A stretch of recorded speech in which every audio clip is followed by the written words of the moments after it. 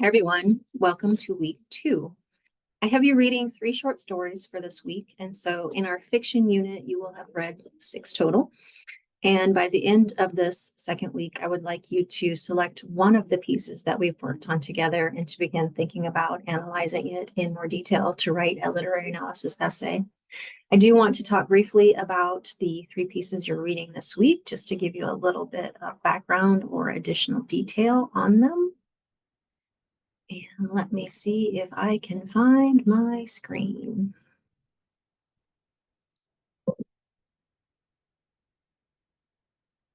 Here we go. So this week, you are reading 3 short stories. The first is the piece by Charlotte Perkins Gilman titled The Yellow Wallpaper. And sometimes students have already read this, oftentimes not, and it tends to be a favorite. I know that it is one that I remember fondly from college and writing about it and analyzing it. And I would go on to read Gilman's short novel called Herland, which is a envisioned utopia of basically a country or island of women. In Gilman's piece, she is writing about what we now know is postpartum depression. And I have provided some supplemental materials in this week's folder about women in the 20th century, the turn of the 20th century, and the treatment of some of the nerve disorders that women would often be prescribed with, and how they were not necessarily helpful to the women who were suffering from them. So Gilman is writing what she would consider a largely autobiographical piece. Obviously, this piece is fictionalized, but she did write about her own depression after the birth of her child and the treatment that she received because of that depression. And again, we would not have been calling it postpartum depression at the time. She would have been prescribed something known as the rest cure, which would have required her to be completely still and have no exciting activities. So when we read about the narrator in the story not being able to read, not being able to write, being kind of sequestered, if not locked in a room by herself, it is under the pretense of quieting her mind, but also, as you can imagine, it's similar to being in prison. There is nothing to stimulate your brain, and if you are a person who needs a creative outlet, as Gilman would have, you would slowly go insane. So this piece definitely covers the idea of what it means to treat someone with nerves and how that treatment is not helpful. And so I think it did lead us to start considering how we address women's issues, women's health. And Gilman, again, would kind of mirror some of the things that happened in the story. She would go on to later be divorced from her husband and to go on to write more what would be known as more proto-feminist or early feminist work. You also have the story by Ernest Hemingway, Hills Like White Elephants.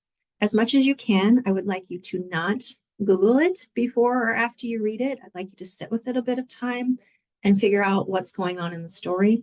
There is mention of a procedure. I want you to try to look at the context cues in the story to figure out what that procedure might be.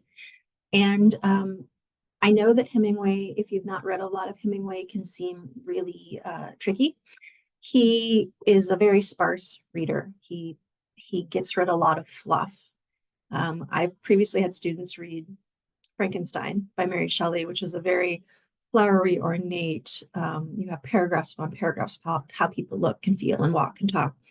Hemingway is the complete opposite. He strips everything down. And so you basically have character dialogue between these two people who we don't know a lot about.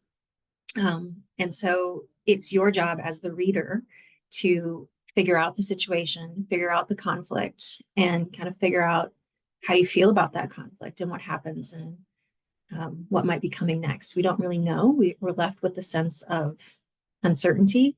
And the title itself, Hills Like White Elephants, I want you to think about what that might mean.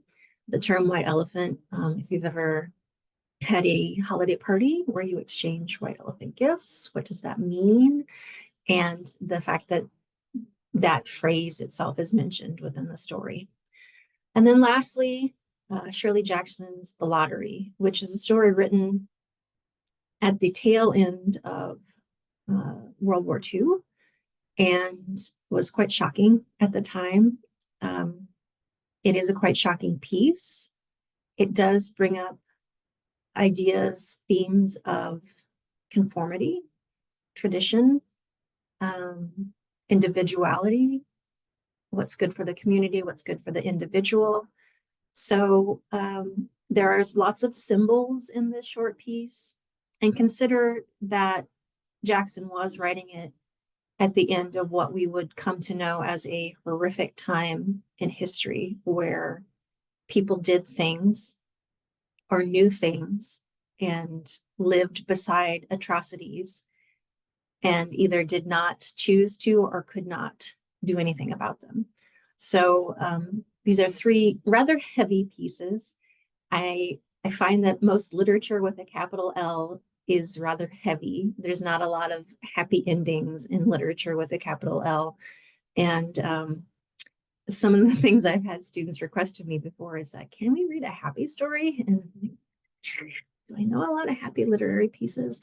So hopefully these don't get too bogged down, but there are mentions or notions of violence, of self-harm, of things that might be uncomfortable in these pieces. But again, if you think about literature as art that is trying to teach us, remind us, reinforce for us what it means to be human, what can we learn from these pieces?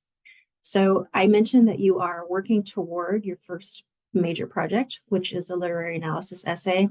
I'm having you write at least one literary analysis essay for this class, and then your future projects when we get into poetry and drama, I'm still playing with what I want you to do and the options I want to give you. So those folders will be eventually released, but I'm kind of processing and thinking about what that will look like. But for this first section on fiction, I do want you to focus on a literary analysis essay. As I mentioned, I think in my video about reading fiction, taking notes, making observations about what stands out to you, what's confusing to you, thinking about the pieces that frustrate or excite you, and how you can pursue those in a little bit more detail. So that is week 2. I look forward to reading your responses, and I look forward to continuing our discussion board from week 1 on your introductions and your responses to the pieces that you read in the week 1 folder. All right, everyone, I hope you have a great week. I hope this first week was good and that your second week is equally as good. Take care.